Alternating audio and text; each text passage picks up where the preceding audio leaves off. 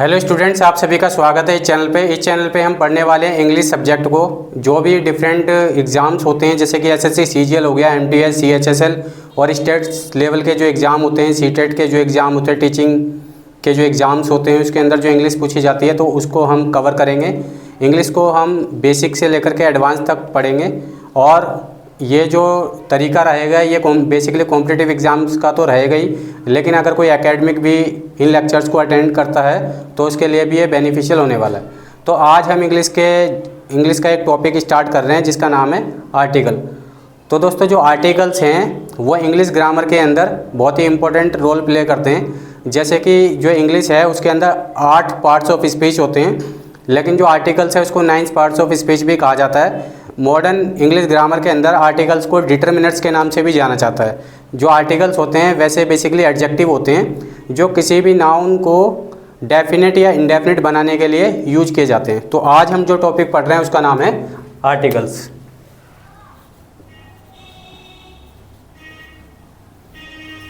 तो आर्टिकल्स जो हैं 2 टाइप के होते हैं। एक होते हैं डेफिनेट, एक होता है इंडेफिनिट आर्टिकल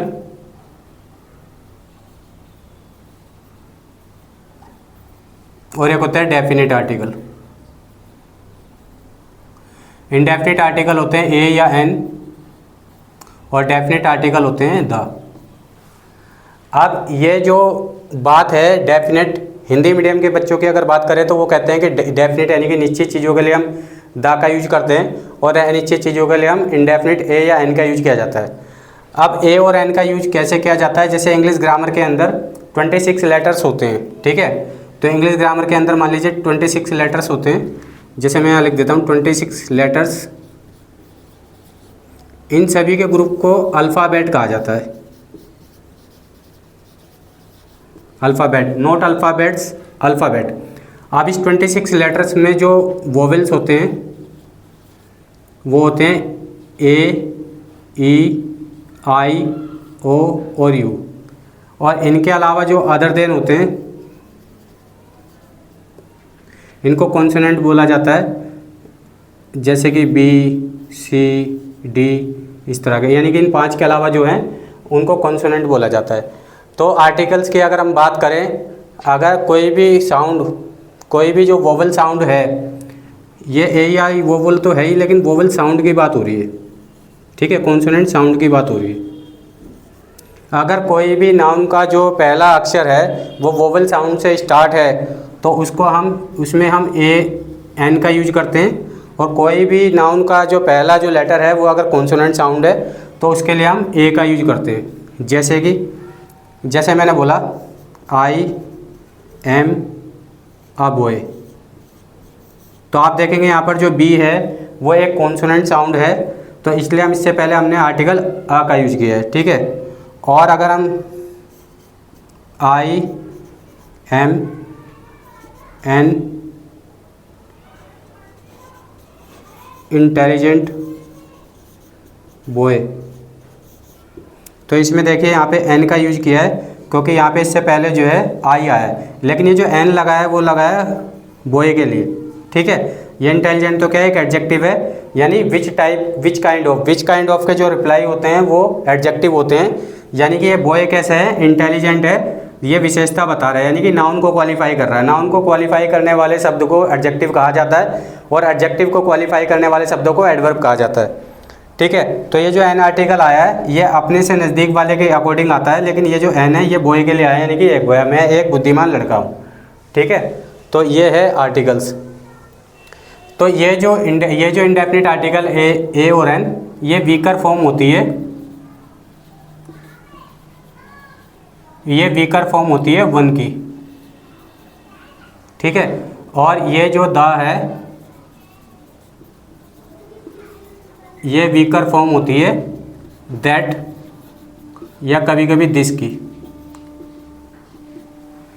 यानी कि ए और एन आर्टिकल का यूज हम एक यानी कि वन के संदर्भ में करते हैं और जो द का यूज है वो हम दिस या दैट के यूज में करते हैं। अब आपने देखा होगा कि कभी हम द को ऐसे यानी कि द ऐसे पढ़ते हैं और कभी ऐसे पढ़ते हैं दी। इसका क्या लॉजिक है? इसका लॉजिक ये है कि कोई भी अगर word A E I O U से स्टार्ट होता है तो हम उसको दी पढ़ते हैं, और other than A E I O U होगा तो हम उसको द पढ़ते हैं। ठीक है, जैसे कि आपने देखा होगा जब मूवी ख़त्म हो जाती है तो यहाँ पे हम ऐसे पढ़ते हैं दी एंड, तो हमने ई इसलिए दी, इसको हमने यहाँ पे पढ़ा है दी, यहाँ पे हमने दी इसलिए पढ़ा है क्योंकि इसके बाद आने वाला जो वर्ड है वो वोवेल है, ए ई आई ओ यू में से कोई एक है, इसलिए हमने इसको द की जगह दी पढ़ा है।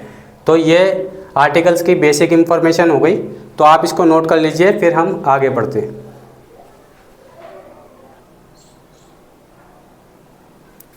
अब देखिए यहाँ पर मैंने कुछ फिल इन द ब्लैंक्स लिखे हैं, इसमें पढ़ लेते हैं। देखिए यहाँ पर आपको फिल इन द ब्लैंक्स भरने हैं, जिसमें आपको ए भरना है, ठीक है, एन भरना है और द भरना है।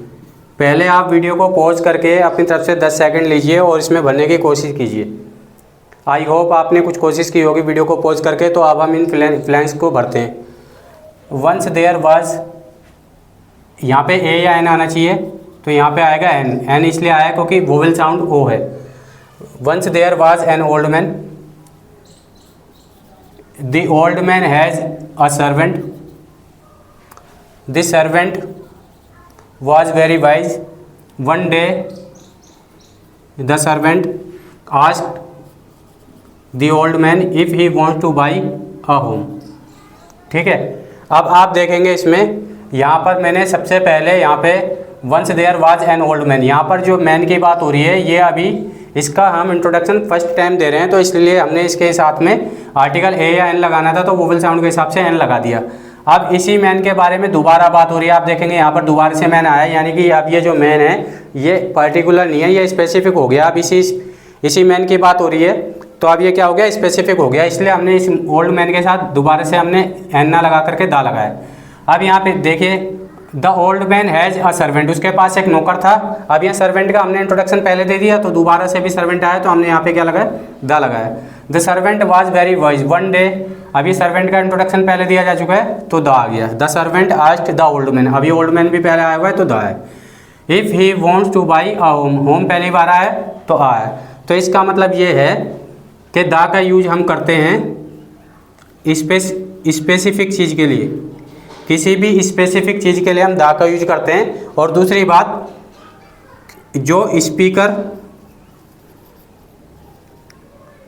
प्लस लिसनर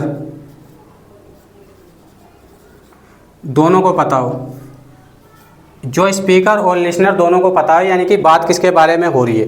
ठीक है, कोई भी वो चीज़ जिसके बारे में पहले बात हो चुकी है, उसके बाद हम दा का यूज करते हैं। और अगर हमें फर्स्ट बार किसी का इंट्रोडक्शन करना हो तो हम आर्टिकल ए या एन का यूज करते हैं पर्टिकुलर सेंस के अंदर, ठीक है, जनरल सेंस के अंदर।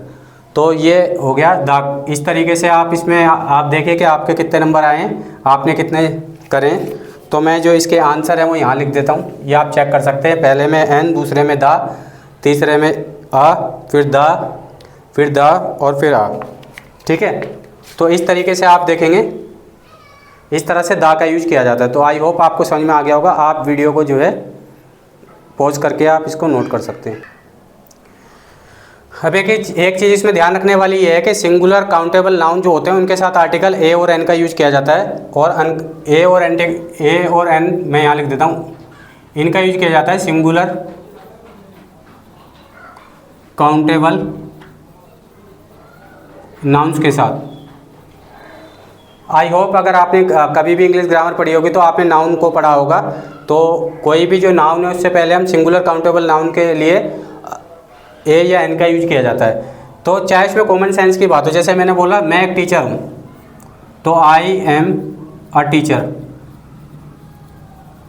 अब आप सब बोलेंगे कि भाई टीचर है, वो तो आप देख ही रहे हो कि आप एक टीचर हो, लेकिन यहाँ पे जो टीचर है क्या है, ये नाउन है। तो नाउन से पहले हमने क्या करा, आर्टिकल आ लगाया। आ क्यों लगाया, क्योंकि ये कॉन्सोनेंट साउंड है। ठीक है, अगर किसी भी इंग्लिश ग्रामर के अंदर अगर मैं आपको थोड़ा सा एक छोटा सा कंसेप्ट बताऊं कि आप नाउन को कैसे पहचानेंगे, तो नाउन को हम आइडेंटिफाई करते हैं व्हाट, हु या हुम।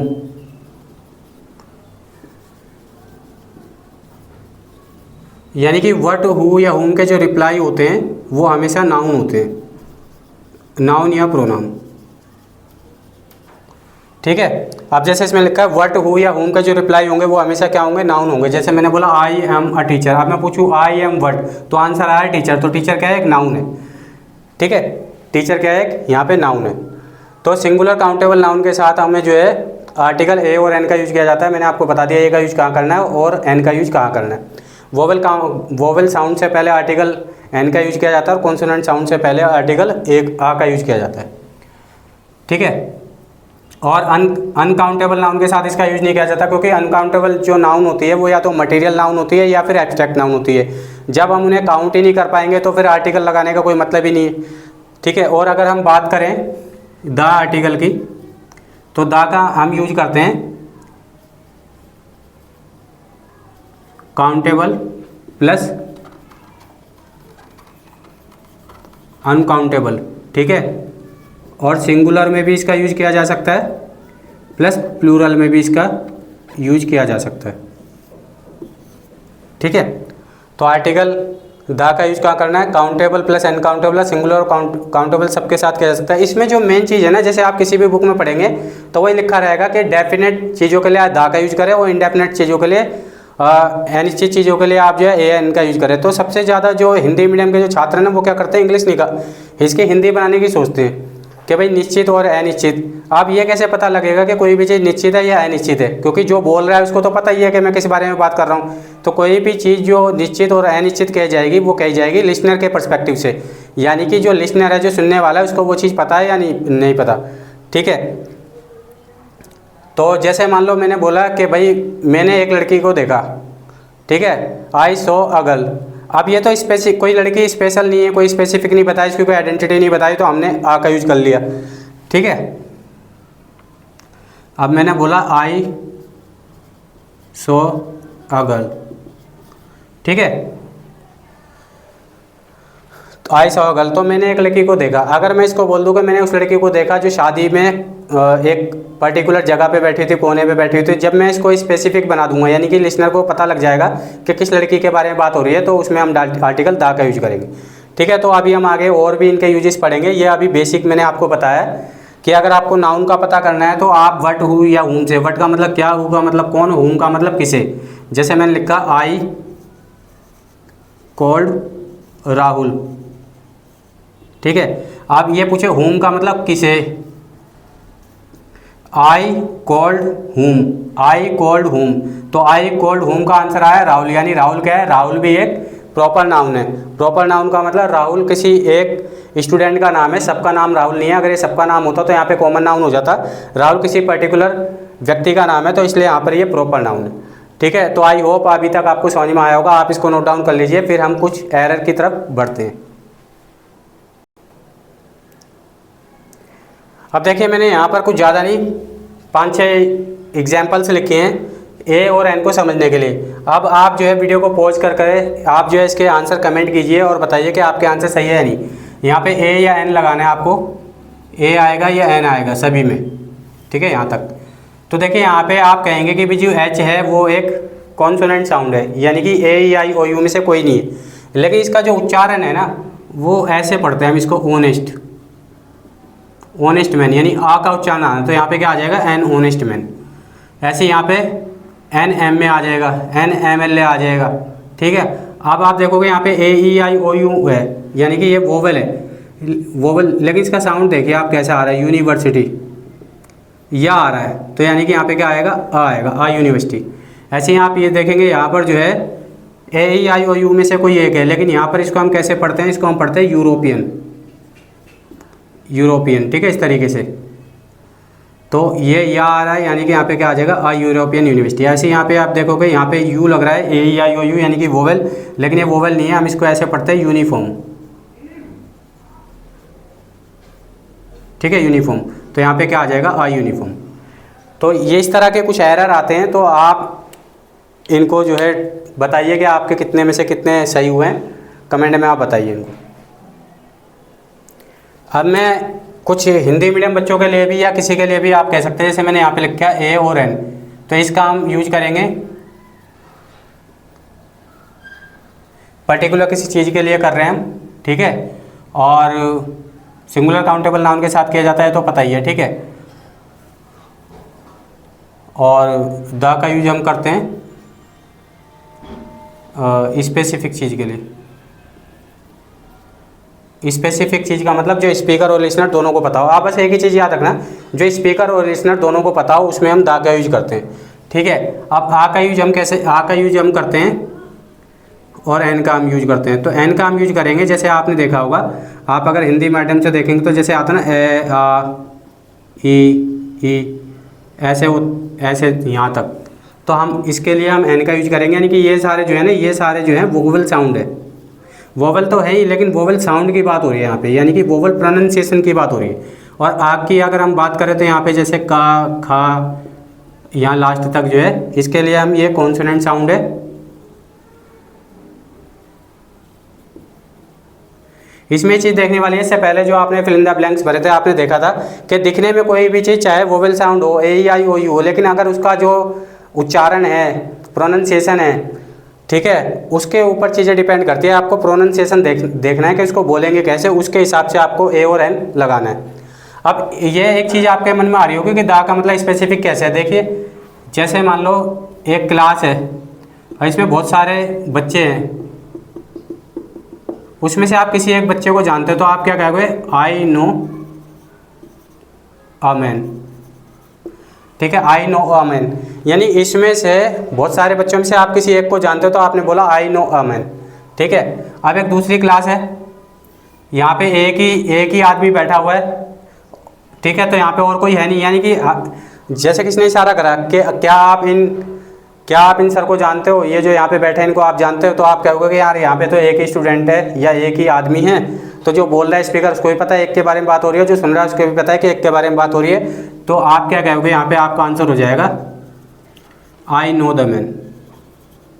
ठीक है, तो यही है कि अगर बहुत सारी चीज़ों में से अगर आप एक को जानते हो, वो कोई स्पेसिफिक नहीं है, तो आप आ बोलोगे। और अगर एक ही व्यक्ति बैठा है और स्पीकर पूछ रहा है तो अब आपको दा बोलोगे, क्योंकि अब जो है वो स्पेसिफिक हो गया। ठीक है।